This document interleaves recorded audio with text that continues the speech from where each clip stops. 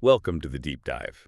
Today, we're taking a really fascinating look into the life and, honestly, the remarkable musical world of Howard Johnson. hmm We're going to unpack how this one musician, essentially self-taught, didn't just play instruments like the baritone sax and tuba. Mm. He fundamentally reimagined what they could do in jazz. Left a huge mark. Oh, absolutely. Howard Johnson, born August 7th, 1941, down in Montgomery, Alabama. He really was a pioneer in jazz. Right. And not just skilled. I mean, he mastered the bari sax, the tuba, but also things like bass clarinet, even trumpet. His whole thing was pushing the boundaries of these often overlooked instruments. Yeah. His career spanned, 6 decades? Working with absolute giants, Charles Mingus, Gil Evans, Hank Crawford, and all this while leading his own really innovative tuba group, Gravity. So it's more than just being a good player. We're exploring how this visionary took instruments that, let's be honest, aren't usually front and center and coaxed sounds, textures out of them nobody really expected. And this is where it gets fascinating. How did being self-taught maybe shape that unique, that groundbreaking approach he had? That's a great question. So let's start right back at the beginning. Born in Montgomery, Alabama, 41, but actually grew up in Massillon, Ohio. That's right. And like you said, the really remarkable part, totally self-taught. Yeah, entirely self-taught. He picked up the baritone sax and tuba back in high school, Okay. graduated 58, then did a stint in the U.S. Navy. You can imagine that added some discipline. Sure. After that, his journey really began. He spent time in Boston, actually lived with Tony Williams' family, the drummer, Wow, okay. then Chicago, and finally landed, right in the thick of it, in New York City's jazz scene. You have to think, that ability to play not just the standard stuff, but these deeper instruments, the tuba especially, that must have made him stand out early on. Oh, definitely. Yeah. Highly sought after. It just opened up different sonic colors for band leaders, arrangers, things others weren't offering. So his career really catches fire in the 1960s. Pretty quickly, he's playing with these massive names. Mingus, Hank Crawford, Rahsaan Roland Kirk, Archie Shepp. Just legends. Yeah, bringing this real depth, but also this surprising agility to their bands. And it wasn't just gigging around, right? He formed this really important long connection with Gil Evans, the arranger. That's a huge one. Started in 66.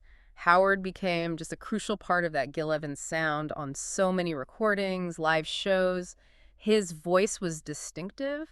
And what's also just fascinating is how versatile he was across genres. I mean, beyond jazz. Yeah. He's working with the band, John Lennon, Muddy Waters, Taj Mahal. That's incredible range, from hardcore jazz to rock and blues. Exactly. And he wasn't just fitting in. He was bringing that low brass sound, those harmonic possibilities into those worlds, kind of bridging these gaps effortlessly. That is amazing.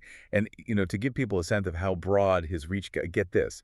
In the 70s, Howard Johnson was the conductor for the Saturday Night Live band. That's right. Conducting and playing tuba and sax on national TV every week. What does that even mean for a jazz guy, especially one known for low brass, to be leading that kind of mainstream band? Well, it means he was a major force in just expanding how people thought about low brass and bari sax. He showed they weren't just, oompa background stuff. Right. With the baritone, he was pushing its range way up, hitting these altissimo notes with incredible clarity, made it sing almost like a voice. And the tuba, he was doing things like rapid arpeggios, complex counter melodies, stuff that just completely flipped the script on its traditional role. Challenging expectations. Totally. He was showing off this hidden dexterity, this melodic potential nobody really associated with the tuba. And he really proved that point with his own band, Gravity, didn't he? Oh, absolutely. Gravity. I mean, picture it. A jazz group mostly made up of tubas and other low brass. It sounds wild. It was wild, but it wasn't just a gimmick. It was this profound statement about the untapped musicality down there in the low end, really pushing boundaries. So he's leading Gravity, playing with everyone. Any other key contributions? Yeah, definitely. His horn arrangements were groundbreaking, too. Yeah. For artists like Taj Mahal, Levon Helm, he really shaped their sound from the bottom up. Interesting. And his own debut album, Arrival, which was a tribute to Pharoah Sanders, that really showcased him not just playing, but composing, arranging, showed his deep connection to spiritual jazz, too. Right, that meditative modal kind of sound. Exactly. It really speaks volumes that he could fit in everywhere. We keep listing names. Gil Evans, Mingus, Carla Bley, Archie Shepp, Jaco Pastorius, John Lennon, Muddy Waters. It just shows that incredible adaptability. For sure. And his influence, it went way beyond just jazz circles. He inspired so many musicians to pick up the bari sax or tuba and think, hey, what else can this thing do? Yeah. Not just in traditional ways, but in really experimental music, too.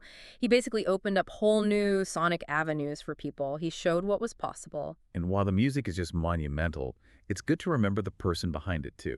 He was a family man, right? 2 kids. Yeah, David and Nedra. Sadly, David, who was an actor, passed away back in 2009. Oh, wow. But his daughter, Nedra, she's a blues singer and musician herself.